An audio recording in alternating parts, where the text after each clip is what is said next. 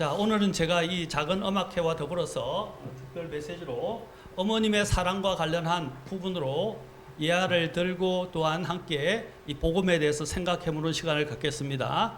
이 어머니의 사랑 제목은 어머니 얼마나 추우셨어요 입니다.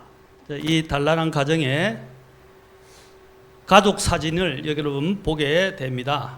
이 이야기는 실제로 한국 전쟁 때 일어난 이야기로 알려지고 있습니다. 여러분 이 가족 사진을 보시면 여기에 서양인 가족의 동양인 아이가 있는 것을 보게 됩니다. 눈이 수부룩 쌓이도록 내린 어느 추운 겨울날에 강원도 깊은 골짜기를 찾는 두 사람의 발걸음이 있었습니다. 한 사람은 나이가 지극한 미국인이었고 또 한 사람은 젊은 한국 청년이었습니다. 자, 이 이야기는 어느 때로 거슬러 올라갔냐면 바로 1960년대, 50년대와 60년대로 거슬러 올라가게 됩니다.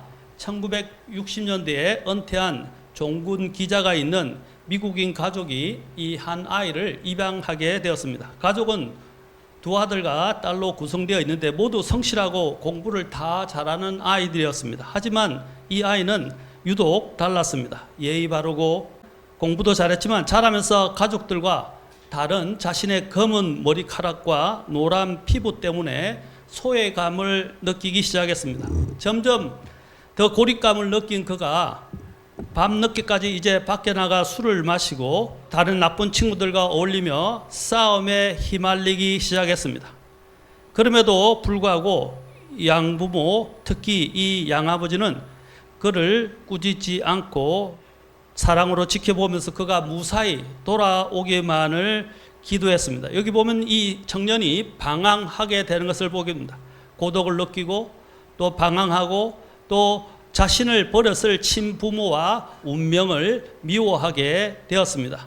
이민사회뿐 아니라 미국에서나 캐나다에서나 입양된 아이들에게는 많이 있는 문제들이라고 할 수 있습니다. 제가 타코마에 있었을 때 그 타코마에서도 2세 또는 입양된 자녀들이 마약이나 알코올에 취해 있었던 것을 보게 되었습니다. 그들이 자신의 정체성을 찾지 못했기 때문입니다. 여기에 있듯이 아까 앞에서 봤듯이 이 청년도 거울을 보면서 자신의 정체성을 찾지 못하고 자신이 낯설기만 느껴졌던 것입니다. 그래서 방황하게 되고 원망하게 되었습니다. 이제 이 양아버지는 그럼에도 불구하고 그 아이의 비행에도 한 번도 꾸짖지 않고 현관불을 켜놓고는 아들이 무사히 돌아오기만을 기도했습니다. 사랑은 때로 말보다 오래 기다리는 것입니다. 그래서 이 아이의 방황을 알고 있었던 아버지는 그를 계속해서 기다렸습니다. 이제 이 소년의 절규는 제 피부와 머리카락이 이렇게 다릅니까? 왜 저는 버려진 아이로 태어나야 했습니까? 이렇게 살고 싶지는 않습니다. 그런데 뜻밖에도 아버지가 이제 대답을 하게 됐습니다. 사랑하는 아들아, 너는 버려진 아이가 아니야. 너는 놀라운 어머니의 놀라운 아들이야. 내 어머니는 자신의 목숨으로 너를 구했단다 라고 이야기해 주었습니다. 이제 이 이야기는 바로 6.25 때로 거슬러 올라가게 됩니다. 1951년 1월 한반도에 1.4 후퇴 때가 있었습니다.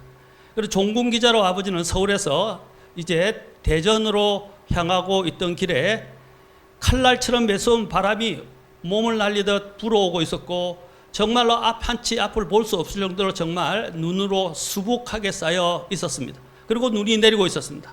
그런데 문득 그 길가에서 상반신을 완전히 거의 벗어 던진 채 쓰러져 있는 한 여인을 발견하게 되었습니다. 그녀는 마치 귀중한 보물을 지키듯 무언가를 가슴에 안고 있었는데 그 아이를 품에 꼭 껴안고 숨을 거둔 채 웅크리고 있었던 것입니다. 이 피난을 가던 어머니는 눈 때문에 피난길에 갇히게 되어서 더 이상 움직일 수 없게 되자 아이를 살리기 위해서 자기가 입고 있던 옷을 하나씩 벗어 던져 허리를 구부려 아이를 꼭 끌어안는 채 죽어 있었던 것입니다. 차까지 우리 아가 꼭 살아서 엄마를 기억해다오 이렇게 말을 하면서 아이를 감쌌습니다. 여인이 결국에는 혹독한 추위로 인해서 죽음을 당하게 되었습니다. 여기 지나가던 아까 그 미군이 바로 그 장면을 목격하고 그 여인을 드러내자 그 안에는 바로 한 아이가 감싸져 있었습니다. 그런데 그 아이는 놀랍게도 숨이 붙어 있었다는 것입니다. 그래서 감동을 받은 이 미군은 그 어머니를 정성껏 장례를 치러주고 묻고 난 이후에 아이를 데려와서 자신의 아들로 입양을 시켰습니다. 이 이야기를 들은 이 아이는 아무 말도 하지 않고 방으로 들어가 문을 잠궜습니다. 그날 이후로 그 아이는 완전히 변했습니다. 이와 같은 하나의 스토리가 또 있는데 바로 죽음보다 강한 이 사랑을 실제로 또 중국의 스촨성에 그때 대지진이 일어났었습니다. 2008년 5월 13일인데 베이찬현 폐허 속에서 구조대는 두 팔을 땅에 짚고 무릎을 꿇은 채 웅크린 자세로 숨을 거둔 20대 여성을 발견했습니다. 식사 중에 젓가락을 채 놓을 새도 없이 몇십 톤에 이르는 무너진 이 건물 잔해를 온몸으로 막고 지탱하면서 죽은 한 여인이 발견됐습니다. 그 발견된 그녀의 몸 안에는 잠든 어린 아이가 있었습니다. 그런데 놀라운 것은 이 아기는 전혀 다치지 않았고요. 그런 상황에서도 엄마는 딸에게 모유 수유까지 했던 것으로 알려졌습니다. 보도되었습니다. 그렇게. 그리고 함께 발견된 휴대폰에 엄마가 남기는 문자는 모두를 눈물바다로 만들었습니다. 너무나 사랑스러운 내 아가, 만약 내가 살게 된다면 이것만은 기억해 주길 바란다. 엄마는 너를 사랑한단다 하는 문자 메시지를 남기고 죽었습니다. 여러분, 이 이야기를 들었던 아이는 어떻게 자랐을까요? 앞에서도 아까 엄마가 추위 속에서 자기를 감싸고 자기를 대신해서 죽고 자기를 살린 그 엄마를 생각할 때 이 아이, 반항하던 아이의 마음속에는 그 어머니에 대한 사랑과 감사로 인해서 삶이 변하기 시작했습니다. 그래서 그는 방으로 들어가 문을 잠그고 난 다음에 그 버려진 자신의 존재라고 생각했던 그 자신이 얼마나 사랑받는가를 깨닫게 되었습니다. 그래서 그는 이제부터는 이 어머니가 자신에게 물려준 이 생명을 헛되이 쓰지 않겠노라고 다짐을 하게 되었고, 그 뒤로부터 그는 열심히 공부를 해서 의과대학에 들어가게 됐고, 그 다음에 거기서 가장 어렵다는 흉부외과 의사로 사람들의 심장을 살리는 의사로 성장하게 되었습니다. 그 후에 그는 고국으로 방문을 하게 되었습니다. 미국인 아버지와 함께 한국을 방문하게 되었습니다. 그리고 그 아버지와 함께 그 아버지가 인도하는 묘지로 그 혹독한 겨울에 시즌에 그 묘지로 가서 그 묘지에 무릎을 꿇고 눈물을 흘리면서 이야기를 했습니다. 그 추운 겨울날 무릎을 꿇고 그 묘 앞에서 그는 밤새도록 눈물을 흘리면서 속삭였습니다. 어머니, 그날은 오늘보다 더 추우셨나요? 어머니 얼마나 추우셨어요? 라고 말을 남기면서 계속 흐느꼈다는 사실입니다. 얼마나 추웠겠습니까? 자녀를 위해서라면 생명도 아끼지 않는 존재, 그것이 바로 그 이름은 바로 위대한 이름인 어머니라는 것입니다. 어머니, 세상에서 가장 아름다운 칭호 중에 하나가 바로 어머니라고 저는 생각합니다. 물론 아버지를 저는 등한시해서 말씀을 드리는 건 아닙니다. 이 모성애는 정말 어떤 것도 그 모성애를 막을 수가 없을 만큼 자신의 죽음보다도 더 강한 사랑으로 자녀를 향한 그 어머니의 모성을 보십시오. 이 한 어머니의 희생으로 시작된 사랑은 이제 시간을 건너고 국경을 넘고 이제는 또 다른 생명을 살리는 손으로 남게 되었습니다. 아까 이 사람이 뭐가 됐다 그랬죠? 외과 의사가 되어서 심장을 살리는 외과 의사가 되었다는 것입니다. 그래서 그 사랑은 사라지지 않고 계속 이어지게 되었다는 것입니다. 그러나 여기에 더 큰 사랑이 있습니다. 그것은 바로 하나님의 사랑입니다. 요한일서 4장 10절에 보면 여기에 사랑이 있으니 곧 우리가 하나님을 사랑한 것이 아니요 오직 그분께서 우리를 사랑하셔서 자신의 아들을 보내사 우리 죄들로 인한 화의 헌물이 되게 하신 것이라. 바로 하나님께서 자신의 독생자 예수 그리스도를 2000년 전에 이 땅에 보내셔서 우리를 대신하여 우리가 지었던 죄로 말미암아 우리가 죽어야 하는데 하나님의 형상을 따라 만들어진 이 사람들이 자신의 죄 때문에 영원한 형벌에 지옥에 던지는 것을 원하지 않으셨기 때문에 하나님은 그들을 살리기 위해서 유일한 독생자 예수 그리스도를 이 땅에 보내셨고 그 예수 그리스도를 통해서 이제 우리의 죄값을 주님께서 대신 지불해 주시고 그 죄의 형벌로부터 우리를 구원하기 위해서 이 땅에 오셨고 십자가에 매달리셨으며 그 십자가에서 그 귀중한 피를 다 흘리셨다는 것입니다. 자신의 죄 때문이 아니라 바로 저와 여러분의 죄 때문에 하나님께서 자신의 친아들 독생자 예수 그리스도를 십자가의 죽음에 넘겨 죽었다는 것입니다. 그래서 요한복음 3장 16절에서는 말씀하십니다. 하나님께서 세상을 이처럼 God so loved the world, 이처럼 사랑하셔서 라고 말합니다. 이처럼 사랑하셔서 자신의 독생자를 주셨으니 이것은 누구든지 그를 믿는 자는 그는 누구죠? 바로 하나님이 보내주신 그 예수 그리스도, 우리의 죄를 대신해서 담당하시고 십자가에서 죽으시고 부활하신 그 예수 그리스도를 믿는 자는 멸망하지 않고 영존하는 생명을, everlasting life, 영존하는 생명을 얻게 하려 하시기 때문이라 라고 말씀하고 있습니다. 로마서 5장 8절에는 더 놀라운 구절이 있습니다. 언제 예수님이 그러면 우리를 위해 죽었느냐? 우리가 의인이었을 때? 아닙니다. 로마서 5장 8절에서는 우리가 아직 죄인이었을 때 그리스도께서 우리를 위하여 죽으심으로 하나님께서는 우리를 향한 자신의 사랑을 밝히 보여주셨느니라. 이것이 바로 위대한 하나님의 사랑, 그 어머니보다도 더 큰 사랑으로 우리에게 나타내신 바로 하나님의 아버지의 사랑이었다는 것입니다. 그래서 보십시오. 하나님께서 우리를 향한 자신의 사랑을 자신의 하나밖에 없는 독생자 예수 그리스도를 보내서 우리를 대신해서 죽게 하심으로 그 사랑을 밝히 드러내 보여주셨다는 것입니다. 요한일서 4장 10절에서는 말합니다. 여기에 사랑이 있으니 곧 우리가 하나님을 사랑한 것이 아니요 오직 그분께서 우리를 사랑하셔서 자신의 아들을 보내서 우리의 죄들로 인한 화의 허물이 되게 하신 것이라. 우리는 정말 사랑받을 만한 자격이 없는 죄인이었어요. 그런데도 아까 얘기했죠. 죄인일 때 하나님께서는 독생자 예수 그리스도를 보내셔서 우리를 대신해서 죽게 하실 만큼 우리를 그렇게 사랑하셨다는 것입니다.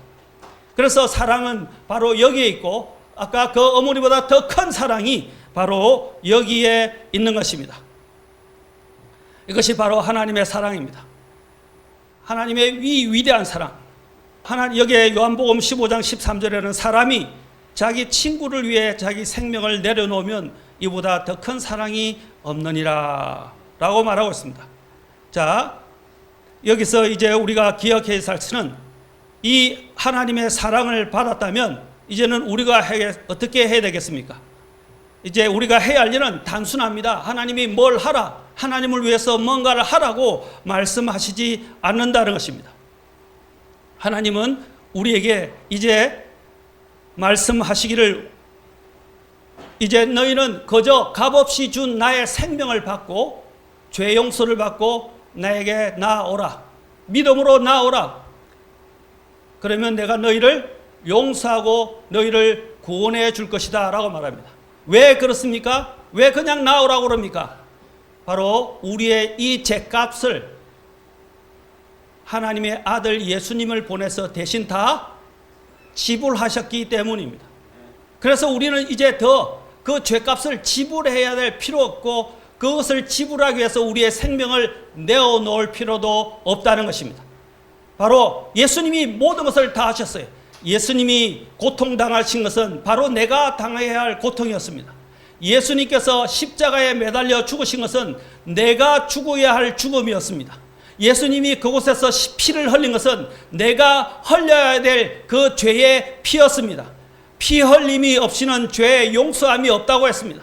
그 피를 누가 대신 흘려주신 겁니까? 그 죽음을 누가 대신 죽어준 것입니까? 내가 죽어야 할 죽음을 예수님이 대신 죽어주시고, 내가 당해야 할 그 죄값을 예수님이 대신 지불해 주시고, 내가 흘려야 될 그 피값을 예수님이 십자가에서 다 흘려주셨습니다. 그래서 예수님이 돌아가실 때 뭐라고 그랬습니까? 다 이루었도다. 다 이루었도다. It is finished. 다 이루었도다 라고 말했습니다. 여러분, 종교는 무엇입니까? 종교는 하라 라고 하면 do 라고 말합니다.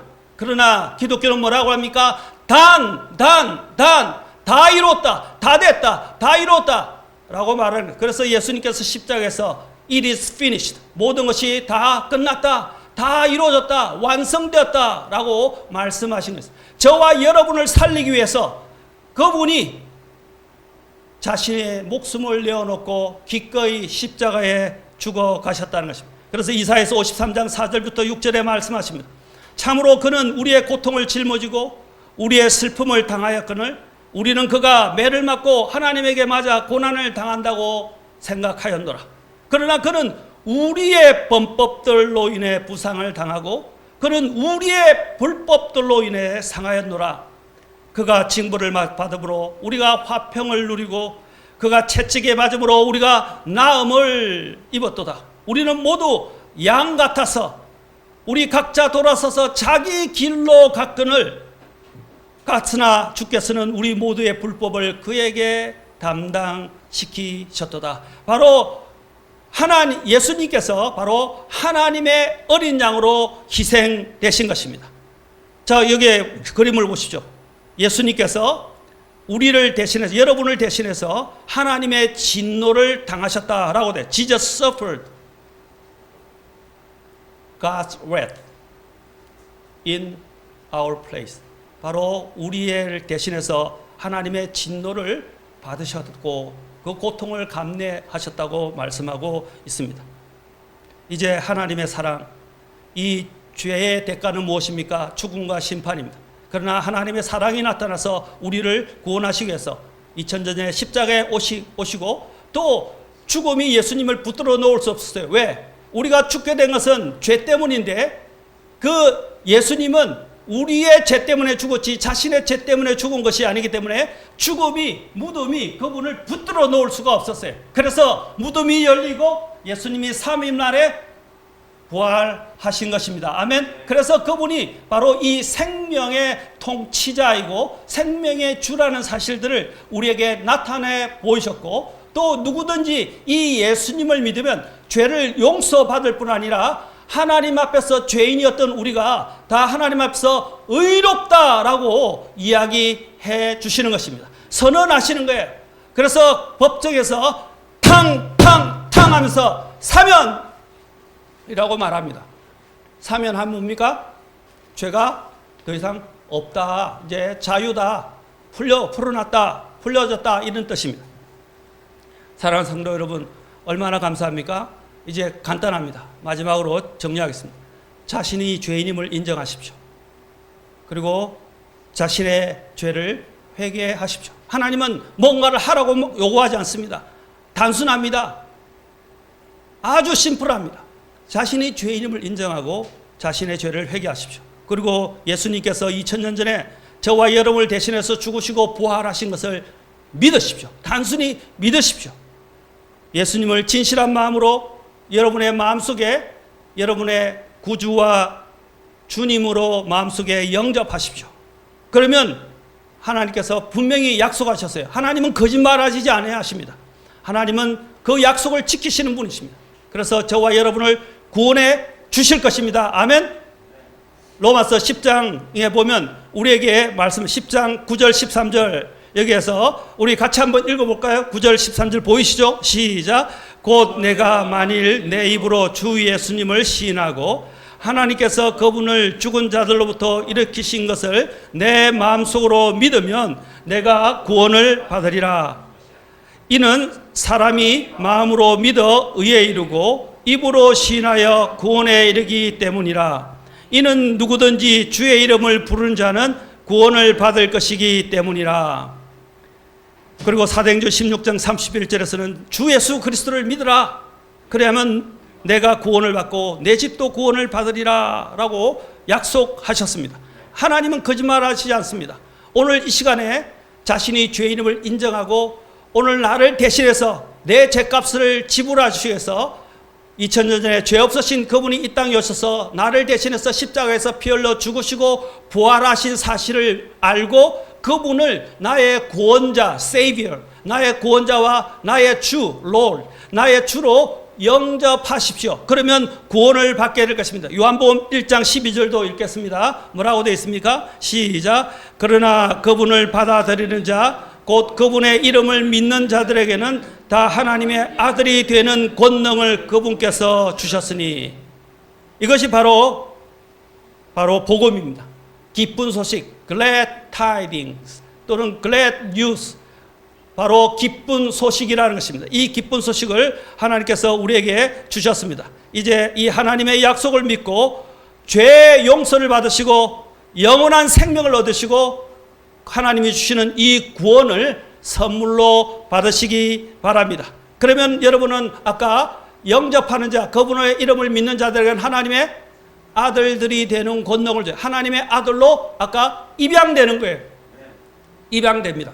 그러면 하나님의 생명을 누리고 저 천국에서 하나님이 주시는 복을 누릴 수 있게 될 것입니다. 기도하겠습니다. 하나님, 오늘 이 시간에 아직도 하나님을 알지 못하는 분이 있다면 오늘 이 어머니의 사랑보다 더 큰, 더 위대한 사랑을 보여주신 하나님 아버지의 이 사랑을 받아들일 수 있도록 도와주십시오. 정말 죄인으로서 아무 목적 없이 살아가던 이 죄인을 사랑하셔서 아무 조건 없이 이 땅에 오셔서 대신 죄값을 지불하시고 대신 죽으셨다가 부활하신 예수님을 영접할 수 있는 특별한 시간이 되도록 인도하여 주시옵소서. 마음의 문을 열어주시고 이 예수님을 영접하도록 도와주시기를 원합니다. 그래서 하나님이 주시고자 하는 그 멸망이 아니라 영원한 생명을 얻을 수 있도록 도와주시옵소서. 우리를 이처럼 사랑하신 하나님께 감사와 찬송을 드리고 우리를 위해서 대신 죽으셨다가 부활하신 이 예수님을 구주로 주님으로 영접하고 주님을 위해서 살기를 원합니다. 주님 함께하여 주시옵소서. 예수 그리스도의 귀하신 초남을 받들어 기도함나이다. 아멘. 그래서 이 예수님을 믿음으로 이제 여러분들이 죄의 사슬에서 풀려나고 하나님의 자녀가 되는 그런 새 삶을 시작하시기 바랍니다.